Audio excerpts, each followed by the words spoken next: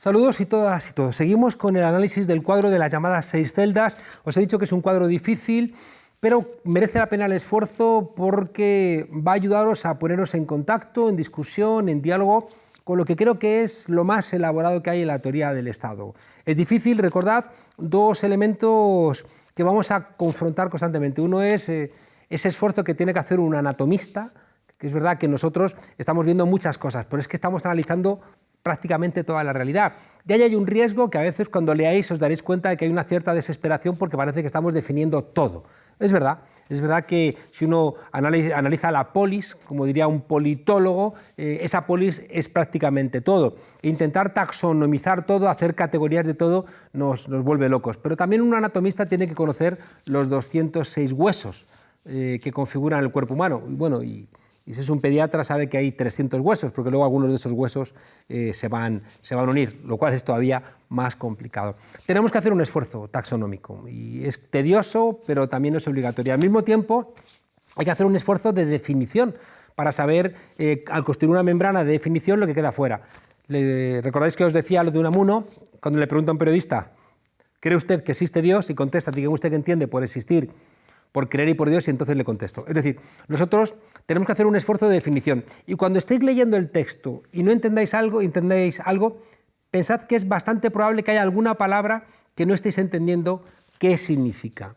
Es verdad que a menudo nos encontramos en la ciencia política con neologismos. Es muy difícil intentar explicar cosas novedosas con palabras viejas, y ahí aparecen algunos conceptos que os invito a que busquéis, a que intentéis saber qué significan. En la edición del libro de Jessop que os hemos mandado, en algunas notas a pie de página hemos intentado clarificar estas definiciones. Bien, decíamos que el análisis de este cuadro sigue el enfoque estratégico relacional, que dice que el Estado es una relación social, es decir, que no busca el Estado como una cosa, como un instrumento, como un compendio de instituciones y articulaciones, sino que lo entiende como algo que hay que pensarlo en su relación social. Veíamos la clase pasada que esa es la definición de Marx del capital, como una relación social que nos ayuda a entender mucho mejor para qué sirve, ¿no? Para no entenderlo como una cosa aislada que tiene una lógica propia al margen de la propia sociedad. Esto os decía que es un concepto que desarrolla Nikos Poulantzas, pero quien realmente lo formula va a ser Bob Jessop. Detrás de esta idea está la búsqueda no de la esencia del Estado, sino de la capacidad de producir efectos de Estado, la capacidad de esa organización estatal de incidir en la sociedad. Y esto detrás tiene una idea que creo que es la más importante al respecto, y es entender que, con Gramsci, que lo importante no es entender el Estado solamente en su condición despótica, represiva, coercitiva, sino también entender el Estado en su necesidad consensual. Esto ya lo planteó en su momento, aunque Gramsci se refiere constantemente también a Maquiavelo en sus reflexiones, pero también está en Platón. Si es que en el fondo hay muchos de estos aspectos que son de sentido común y a veces es verdad que no se expresan como le gusta a la academia anglosajona, ¿no? con esa precisión de bisturí, pero leyendo a los clásicos encontramos estas cosas porque por eso son clásicos. En Platón está en el argumento de Trasímaco de la República, cuando este joven impetuoso interrumpe a Sócrates para decirle el que tiene el poder es el que tiene la fuerza, ¿no? Y Sócrates le va corrigiendo con esa mayéutica socrática hasta que le hace entender que no es verdad, que no basta la fuerza para conseguir consentimiento, sino que también hace falta un elemento consensuado, ¿no? Hace falta, al lado de la fuerza, hace falta también, al lado de la coacción, hace falta también el debate, la autorización política, al fin y al cabo, que es verdad que tiene el elemento de fuerza, pero que, insistimos, tiene que venir acompañado también de este consenso de la dominación. Me gusta poner un ejemplo de que incluso en el caso más extremo, donde uno podría pensar que el obedecimiento al poder se hace estrictamente por la fuerza, en el caso, por ejemplo, de la invasión de un país por otro, incluso en esos casos, pensemos en la invasión alemana de Francia en la Segunda Guerra Mundial, tienen que crear el gobierno de Vichy, y el gobierno de Vichy es un gobierno colaboracionista que permite esa autorización que no se logra solamente por la fuerza bruta, por la coerción. Bien, decíamos que para terminar de complicar todo esto, estos análisis que hacemos, es decir, esto de descomponer las cosas en sus partes, nos obliga después a hacer síntesis, porque si no estaríamos equivocándonos. Pero es que además es verdad que en la realidad está todo muy entremezclado. Y estas 6 celdas va a reconocer constantemente en su desarrollo Jessop, y cuando leáis a veces vais a pensar que se está todo entremezclando, bueno, porque es que las cosas están en la realidad muy entremezcladas. Y ahí tenemos una vez más la impotencia de la ciencia política de tener que explicar cosas donde a veces nuestra inteligencia y nuestro ojo no es capaz de diferenciar, como sí que puede hacer el anatomista con los 206 huesos de nuestro cuerpo. Bien, decíamos que en este cuadro Jessop va a diferenciar 3 aspectos formales y 3 aspectos sustanciales. Los aspectos formales suelen ser elementos institucionales, mientras que los aspectos sustanciales son los que van a dotar de contenido práctico evidente esos elementos institucionales. Bien, vamos a empezar.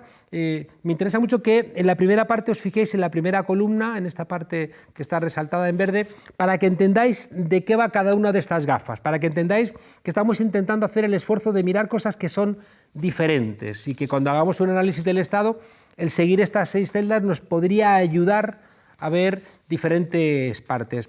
No olvidéis que más allá de esta parte verde hay otras 2 partes que son muy sustanciales. La parte de las selectividades estructurales del Estado, que para mí es la que más me interesa, porque creo que es la que más incide en realidades prácticas, sobre todo para los gobiernos de cambio de América Latina y para explicar todas estas realidades en marcha. Y la pregunta, que va a ser de las últimas del curso, ¿por qué a las fuerzas conservadoras les resulta tan fácil gobernar, en cambio a las fuerzas de izquierda les resulta tan complicado? Hoy nos encontramos con 2 elementos muy vinculados a todo esto, ¿no? Es decir, la presión de Estados Unidos al México de López Obrador, con amenazas de aranceles que pueden hundir la economía mexicana y que le obliga a hacer cosas, bueno, pues que desde una óptica de izquierda pues no son muy aceptables, ¿no? Como ya digo, la militarización de la frontera y un comportamiento con los inmigrantes que rompe elementos de los derechos humanos, pero que, claro, nos abre la pregunta, ¿qué hace un Estado ante la capacidad de un país como Estados Unidos, además gobernado por un tipo que parece que no le presta ninguna atención, ¿no?, a la lógica causas-consecuencias y puede desencadenar una locura mundial en su relación, por ejemplo, con China y ahora en su relación con México o con la Unión Europea? Y el segundo elemento es documentación que ha sido publicada en Brasil por The Intercept, que demostraría la vinculación del juez Moro con la Fiscalía para construir pruebas para encarcelar a Lula.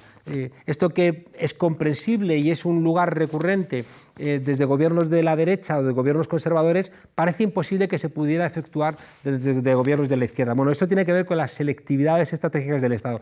Y al final hay otro elemento, la última columna, que también reclama nuestro análisis, que es ver cómo todos estos diferentes aspectos del Estado tienen sus correspondientes crisis, que nos ayudan también a intentar identificar cuáles son los riesgos de la gestión estatal. Bien, el primer elemento son los modos de representación política y su articulación. Esto hace referencia a la capacidad que tienen diferentes grupos sociales para expresar en el Estado, para representar en el Estado sus intereses materiales y sus intereses ideológicos. Hay que diferenciar, aunque yo creo que en términos generales los intereses ideológicos tienen que ser funcionales a los intereses materiales, pero son diferentes. No podemos caer en ese mecanicismo de torpe marxista que pretende reducir todo el comportamiento humano a un interés material. No vale, ¿no? Entonces hagamos diferenciación entre los 2, los elementos materiales y los elementos ideológicos, y cómo diferentes grupos sociales tienen la capacidad de representar estos intereses en el Estado. Aquí aparecen, claro, habría que analizar los partidos políticos como los órganos por excelencia de trasladar las voluntades ciudadanas, ¿no?, al aparato del Estado. Aquí estarían los grupos de presión, estarían las organizaciones corporativas. Y eso plantea también en estas taxonomías que podemos mirar a 5 maneras de articular estos intereses de la sociedad en el Estado. Ahí va a plantear él el tema del clientelismo, que puede ser con partidos políticos o sin partidos políticos, pero la lógica es la misma. La lógica es establecer grupos privilegiados económicamente por la intervención del Estado que van a tener la capacidad después de soportar ese aparato estatal. Otro elemento parecido, pero que no es idéntico, es el corporativismo, porque el corporativismo, a diferencia del clientelismo, no son órganos informales que pueden tener lógica tribal o lógica territorial o lógica de diferentes grupos consolidados históricamente, ideológicos o no. El corporativismo hace referencia a grupos consolidados en la sociedad que son el canal de intermediación para la representación de esos intereses económicos e ideológicos en el Estado. El corporativismo es propio de los regímenes fascistas, pero cuidado porque también la Alemania posterior a la Segunda Guerra Mundial, esa unión entre sindicatos y patronales, que era la que definía los convenios colectivos, los salarios, y que después el Estado asumía y que recibió el nombre de neocorporativismo, tiene que ver, ¿no?, con esta lógica de articular grupos sociales para representar de una manera, bueno, pues estática, no sería la palabra, pero sí consolidada los intereses de diferentes grupos que desde esa armazón en la sociedad civil se trasladan al Estado. El tercer elemento que plantea él es el parlamentarismo. El parlamentarismo que, de alguna manera, traslada intereses individuales articulados a través de los partidos políticos y que es una fórmula también con sus lógicas propias que interesa también analizar porque una de las discusiones en la teoría del Estado en América Latina tiene que ver con sistemas parlamentarios y sistemas presidenciales.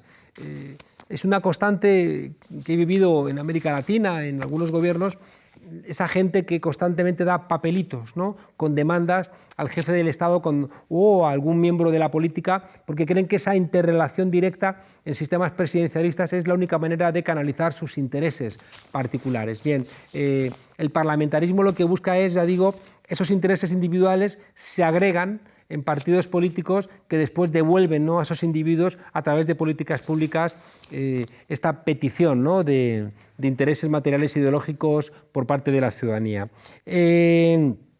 Creo que la última es peculiar y también quizá reclamara un poquito de tiempo, es la que llama Jessop la razón de Estado. La razón de Estado es una manera de representar intereses en la sociedad, insisto, materiales, ideológicos, desde una lógica propia que puede escuchar cuáles son esas demandas, pero que no dialoga con esas demandas. La razón de Estado hace referencia a esos grupos que leen cuáles son los objetivos del Estado y por tanto lo aplican. Podríamos pensar que la razón de Estado es la que podría implicar el sacrificio de algunos intereses en nombre del bienestar colectivo, pero desgraciadamente la razón de Estado tiene que ver cada vez más con el deep state, el Estado profundo, es decir, esos pequeños grupos que se han situado en ese Estado que, recordemos, es representativo y por tanto tiene la capacidad de concentrar mucho poder y que a través de servicios secretos, de inteligencia, grupos vinculados a las estructuras financieras internacionales, grupos armamentísticos, son capaces, grupos mediáticos, son capaces, ya digo, desde su escaso número, son capaces de definir cuál es esa razón de Estado que ellos tienen que defender. Y por tanto, démonos cuenta que esa razón de Estado se convierte casi en una suerte de razón del golpe de Estado. Bien, el segundo elemento que plantea Jessop es la arquitectura institucional del Estado. ¿Qué miramos aquí? Aquí lo que miramos es la organización vertical, horizontal y también en su relación con el entorno exterior por parte del Estado. Esto es importante. ¿Por qué? Porque al mirar la arquitectura del Estado vamos a ver las diferencias que hay en las relaciones entre el poder ejecutivo, el poder legislativo, el poder judicial, cuáles son las lógicas internas. Aquí aparecería toda la discusión muy propia del derecho constitucional europeo de lo que se llama el parlamentarismo racionalizado, es decir, ese vaciamiento de las capacidades del Parlamento según el Estado va representando mayor cantidad de gestión del PIB de cada país y cómo el Ejecutivo va ocupando esas tareas. Pensemos simplemente en el hecho de que las tres grandes funciones del parlamentarismo clásico, representar a la nación, hacer los presupuestos y controlar al gobierno, ya no pertenecen al Parlamento, los presupuestos tienen la iniciativa los ejecutivos, el control parlamentario del gobierno se hace a través de los medios de comunicación y la representación la tiene el ejecutivo, ¿no? Y por tanto, ese vaciamiento del Parlamento, que se expresa en términos de parlamentarismo racionalizado como una manera eufemística de explicar el vaciamiento del papel del Parlamento, no hace sino referencia a que en esa arquitectura interna del Estado el Ejecutivo va teniendo mayor fuerza porque se gestionan más intereses económicos. Aquí también tendríamos que analizar, y no es poquita cosa, todo lo que tiene que ver con el reclutamiento de funcionarios. Estoy pensando un caso terrible en Venezuela, tanto la Venezuela bolivariana con el presidente Chávez o con el presidente Maduro, una constante rotación de los ministros que implicaba que cada cambio de ministros podía implicar el cambio de hasta 300 personas en un ministerio. Es decir, el ministro entrante hacía dimitir a todo el equipo anterior, hasta jardineros, choferes o camareros, y traía a su tropa de 200, 300 personas que entraban a trabajar en cada ministerio. Esa rotación transforma radicalmente el funcionamiento de un Estado. Y esta mirada es también la que nos haría, por ejemplo, entender si no debiera haber en cualquier Estado hasta un nivel de la administración que va a depender también de la consolidación de esos estados, un nivel donde cualquier cambio de gobierno no implica un cambio de esos funcionarios. En el caso de España se discute incluso hasta niveles de directores generales. Es decir, que si realmente hay un funcionamiento weberiano, ¿no?, de un funcionario que atiende al interés general, que cumple la ley, que aplica los reglamentos, ahí no debiera haber, y si tiene como principal valimiento a la Constitución, no debiera significar un cambio de gobierno la necesidad de cambiar esa estructura del Estado, porque es muy ineficiente y también porque genera mucha inseguridad. Hay otro elemento que aquí se señala. Recordad que os decía que la arquitectura del Estado la podemos pensar en términos horizontales, en términos también verticales, pero también en términos supranacionales, que cada vez es más relevante. Hay que entender cómo prácticamente ya es imposible entender el funcionamiento de los Estados sin esa referencia arquitectónica supranacional. Es importante aquí también plantear esa relación que hay en la arquitectura del Estado entre diferentes espacios internos que son muy vehementes en su persistencia. Y eso va a poner los ejemplos de las relaciones, por ejemplo, entre los departamentos de Economía, Hacienda y el propio Tesoro, ¿no?, o los bancos centrales.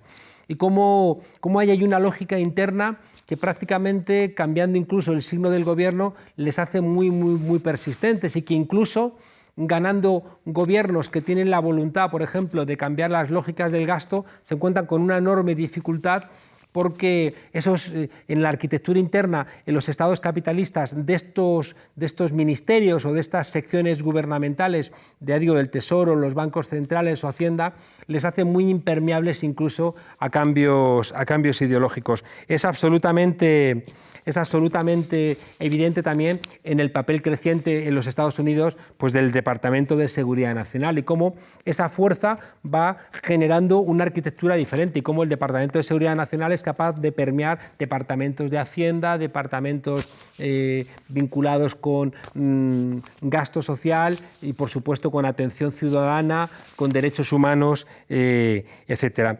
Dejadme recordar aquí una idea central. El Estado nunca es un todo integrado, es algo que estamos insistiendo mucho. Uno puede pensar que el Estado tiene una lógica cerrada, pero no es verdad. El Estado es una acumulación de demasiadas cosas como para pretender que el Estado puede tener una lógica absolutamente unitaria sin ningún tipo de conflicto al respecto. Bien, el tercer elemento hace referencia a los modos de intervención estatal. En clases posteriores le vamos a dedicar mucho tiempo. ¿Por qué? Porque eso hace referencia a la capacidad del Estado para infiltrarse en la sociedad y para organizar las relaciones sociales en un territorio. Aquí tenemos que analizar muy despacio, porque ya digo, creo que es muy relevante el papel de la coerción por parte del Estado, el papel de la ley, el papel del dinero y el papel del conocimiento. Y creo que analizar estos cuatro elementos es de lo que más luz nos va a dar para saber, como decía antes, cuáles son las dificultades que tienen los gobiernos progresistas y las facilidades que tienen los gobiernos de la derecha. Dejadme adelantar, porque quiero que eso ya forme parte de la siguiente clase, que el Estado siempre, como relación social, siempre va a reflejar cómo se han solventado los conflictos históricos en cada país. Y que los que han ganado las peleas históricas en cada país van dejando un sesgo. Y por tanto, cuando alguien gobierna, tiene el gobierno, no tiene el poder. Y el Estado siempre, gobierne quien gobierne, hereda esos sesgos que suelen ser de género, de clase y de raza. Y la posibilidad de que esos sesgos se pongan en desarrollo o no va a depender de la correlación de fuerzas, es decir, de ese intercambio entre los intereses de los diferentes sectores de la sociedad y esa fuerza que tiene quien controle el Estado. Y aunque no lo controle el Estado, el propio Estado por esos sesgos va a pugnar por que esos sesgos solventen de una manera más fácil los problemas que otros. Hay en la parte esta que estoy señalando de la selectividad estructural del Estado, de la selectividad estratégica del Estado, si queréis buscar otra palabra para entenderlo, hace referencia a que el Estado privilegia estructuralmente algunas demandas, gobierne quien gobierne. Y por eso os decía que atender a los modos de intervención, quién ha definido históricamente la coerción y en nombre de qué, quién ha definido las leyes, quién maneja el dinero y quién controla el conocimiento, se convierten en elementos muy relevantes para analizar la intervención del Estado en la sociedad. Aquí no podemos dejar olvidar un concepto que conviene que tengáis claro, que es la naturaleza fiscal del Estado. ¿Qué significa esto? Significa que los Estados funcionan en tanto en cuanto tengan recursos para funcionar. Es la base del Estado liberal. Cuando los independentistas norteamericanos gritaban aquello de no taxation without representation, es decir, no pagamos impuestos si no obtenemos representación, estaban reclamando poder hacer anualmente la ley de presupuestos. ¿Esto qué significa? Que querían controlar en qué se gastaba el rey los dineros que ellos aportaban como burguesía en ascenso. Todo lo que tiene que ver con esa capacidad del Estado fiscal o con su incapacidad es esencial. Pensemos que, ahí lo veremos, uno de los problemas que tiene el Estado por su incapacidad fiscal son las crisis, ¿no? Las crisis, como veis ahí, del bloque de poder, etcétera. Bueno, ya lo explicaremos más despacio ahora para no mezclar conceptos. Pero la idea central es que entendáis que nuestros estados funcionan con una base fiscal que tiene que garantizarse que llega de una manera suficiente y que también es la que va a determinar cuál es la posibilidad de esos modos de intervención del Estado de una manera sustancial en la sociedad. Bueno, todo el tema de gasto y todo el tema de la crisis fiscal financiera lo veremos al final. El cuarto elemento es lo que llaman las bases sociales del poder estatal. ¿Qué significa esto? Estas son las configuraciones específicas de las fuerzas sociales que son las que apoyan a la estructura básica del Estado y sus objetivos, ¿no? Es decir, podríamos de una manera un poco burda decir que es la gente concreta, las bases sociales que apoyan un Estado concreto. Explica de alguna manera cómo se integran entre sí las masas en un Estado. Y aquí va a recurrir Jessop a tres conceptos gramscianos. El primero es la idea del bloque de poder. Os lo vamos a poner aquí para que lo veáis más claro. El bloque de poder hace referencia a, como veis ahí, alianzas duraderas entre las clases dominantes y las fracciones de clase relevantes, ¿no? Un bloque de poder es la posibilidad, ¿no?, de garantizar el poder. Después se plantea Gramsci el bloque hegemónico, que es el conjunto, que es más amplio, de fuerzas populares nacionales, ¿no? El bloque hegemónico hace referencia a la unidad histórica de las clases dominantes, de las clases subordinadas, de los movimientos de masas y de los intelectuales. Es muy importante el papel de los intelectuales porque es el que es capaz, de alguna manera, de coser esos intereses contrapuestos de las clases subordinadas y de las clases dominantes. Y después va a plantear también Gramsci, recoge Jessop, la idea del bloque histórico. Y la idea del bloque histórico hace referencia, como veis ahí, a la relación de apoyo mutuo entre la base económica y todos los elementos superestructurales. El bloque histórico es la consistencia intelectual y práctica de la economía y el resto de ámbitos sociales, es decir, la política, el sistema normativo y el sistema cultural. Por eso aquí es muy relevante analizar el papel de los partidos políticos y también el papel de los intelectuales. El intelectual orgánico en Gramsci es el que puede conectar, es el que puede poner en diálogo cosas que a priori son contradictorias porque están sometidas al conflicto de intereses, a la lucha de clases. No vamos a detenernos ahora a los partidos políticos porque quiero en una clase concreta detenerme y analizar la evolución de los partidos políticos y explicar dónde están ahora, porque creo que es un elemento sustancial para poder entender el funcionamiento del Estado. El quinto elemento hace referencia al proyecto de Estado, ¿no? Que es lo que proporciona un marco coherente al funcionamiento del Estado. Aquí hay que repetir que es que no existe un sistema estatal unificado, eso es una ensoñación desde fuera, pero desde dentro no existe. Y al no existir ese sistema estatal unificado, pues hay que otorgarle discursivamente un marco coherente. El proyecto de Estado es el que otorga la racionalidad estatal. Y por eso es muy importante quién tiene la capacidad de expresar estos proyectos de Estado, porque además es la base de la autorización. El proyecto de Estado es lo que se ofrece y es lo que va a generar expectativas en la ciudadanía. Y en el momento en que ese proyecto de Estado no satisface las necesidades de la gente, o más en concreto, lo que la gente espera que sea satisfecho, va a generar la crisis de legitimidad, que es un concepto que va a tomar Jessop de Habermas.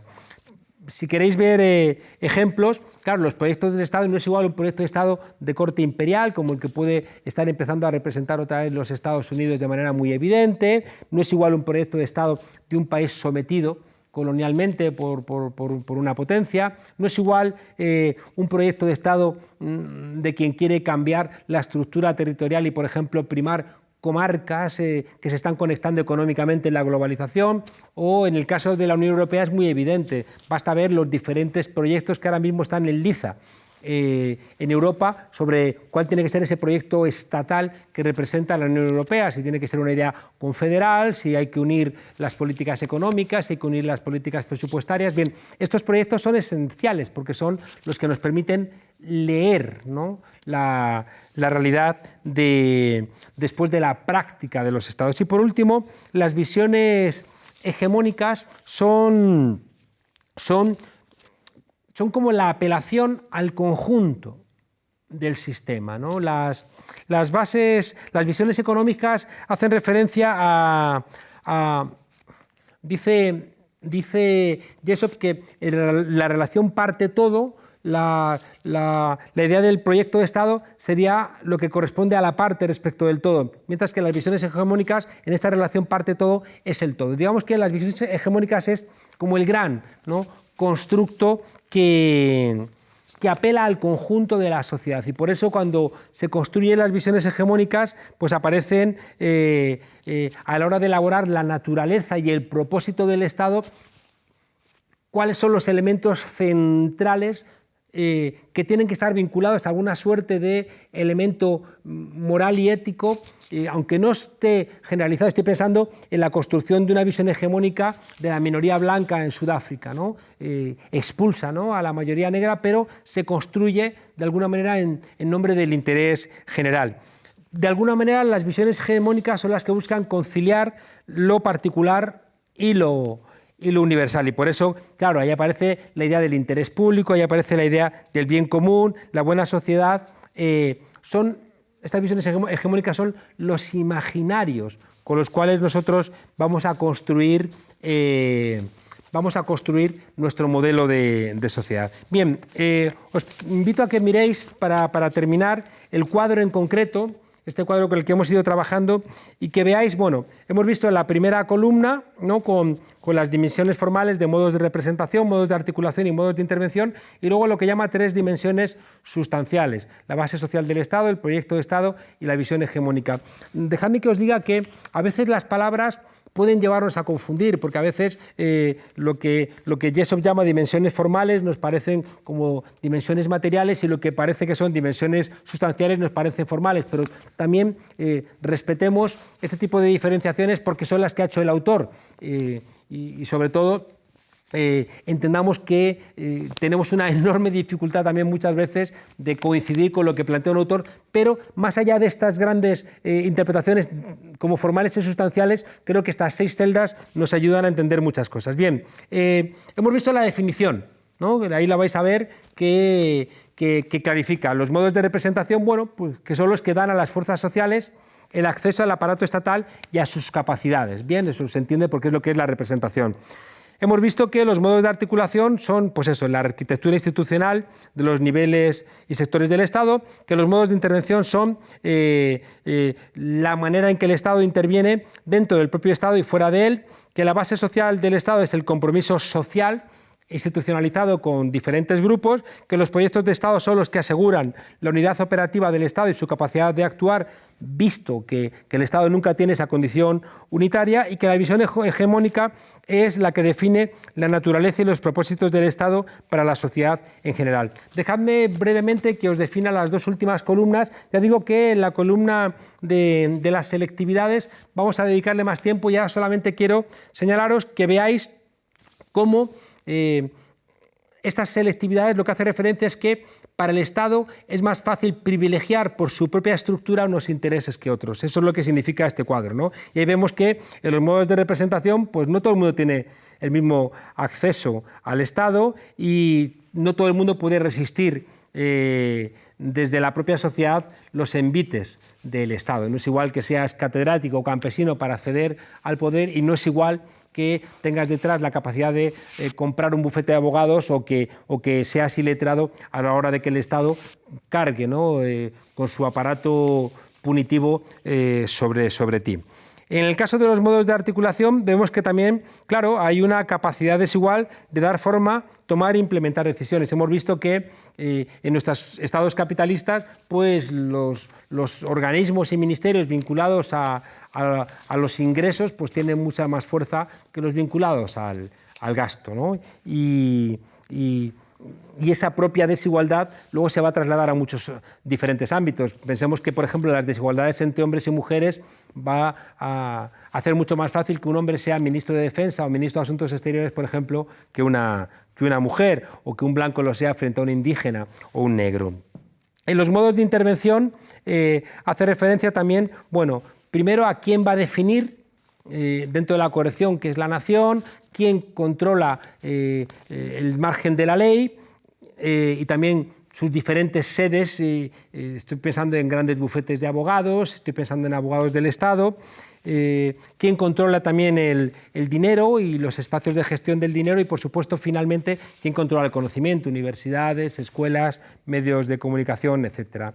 En la base social del Estado veis ahí que los problemas tienen que ver con la distribución desigual de concesiones materiales y simbólicas a la población, con el fin de asegurar el apoyo al Estado, a los proyectos estatales, a grupos de políticas específicas y visiones hegemónicas. Es decir, que las bases sociales del Estado tienen que ver con cómo reparte el Estado la riqueza, cómo redistribuye los bienes a la hora también de obtener apoyos. Vemos que hay sociedades donde la desigualdad es menor y, por tanto, las formas de intervención no están tan vinculadas a ningún tipo de arbitrariedad, y al revés, vemos que en sitios donde la desigualdad es la pauta, el Estado tiene que reforzar a grupos que tienen la capacidad de constituirse como minorías consistentes para conseguir la obligación política, para conseguir la obediencia de los amplios sectores de la población que no obtienen ese mismo beneficio material. En cuanto a los proyectos de Estado, hemos dicho que, ahí lo podéis leer, es lo que supera la improbabilidad del sistema estatal unificado orientando a las agencias y a los agentes estatales, ¿no?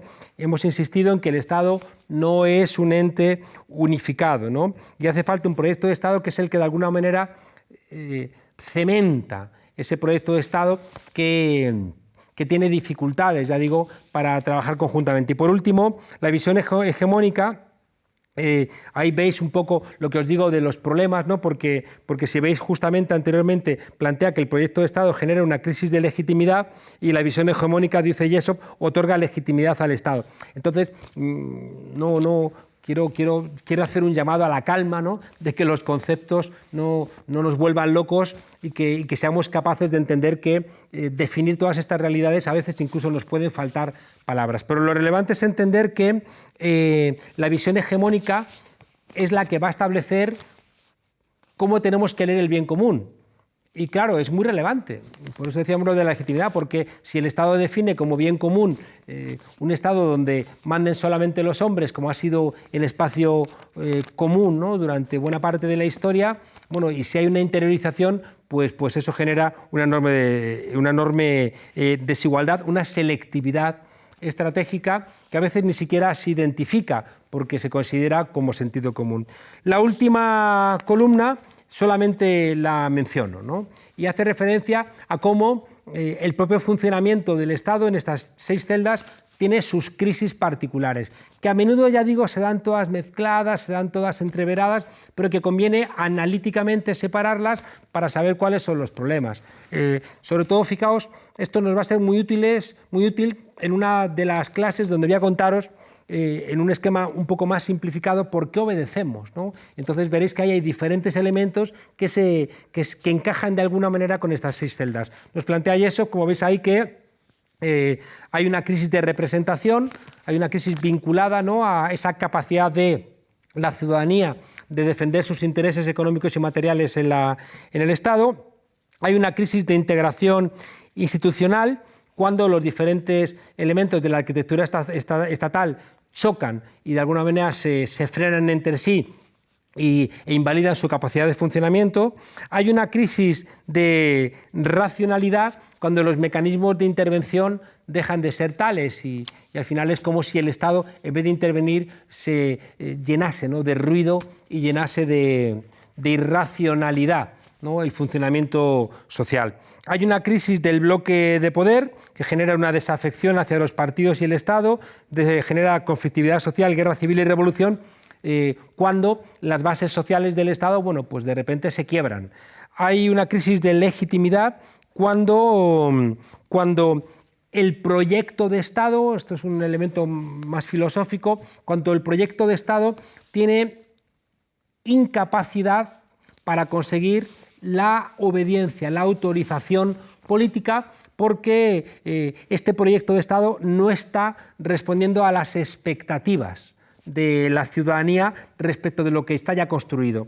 Y luego la última, la crisis de hegemonía, es una crisis respecto de la naturaleza y los propósitos del propio Estado. ¿Ves la diferencia? La crisis de legitimidad es un elemento concreto, es que no obtienes una satisfacción respecto de lo que esperas y lo que existe, mientras que la crisis de hegemonía hace referencia a los fundamentos profundos de lo que existe. Bien, una clase densa, os pedimos disculpas, os pedimos que leáis los textos, haced los ejercicios porque vamos a intentar, a través de los propios ejercicios, que os familiaricéis con este cuadro. No hay que memorizarlo como los 206 huesos del cuerpo humano, pero sí que tenemos mucho interés en que entendáis que lo más avanzado de la teoría del Estado está en este cuadro. Y por tanto, la propia dificultad del mismo es una expresión también de la dificultad de la propia ciencia política. Decía Weber al final de la política como profesión, que quien quiera certezas más fáciles de aceptar, que se eche los brazos de la fe en los frescos claustros de una iglesia, pero quien quiera enfrentar la complejidad y la dureza de la política tiene que sufrir un poquito. Hasta la clase que viene.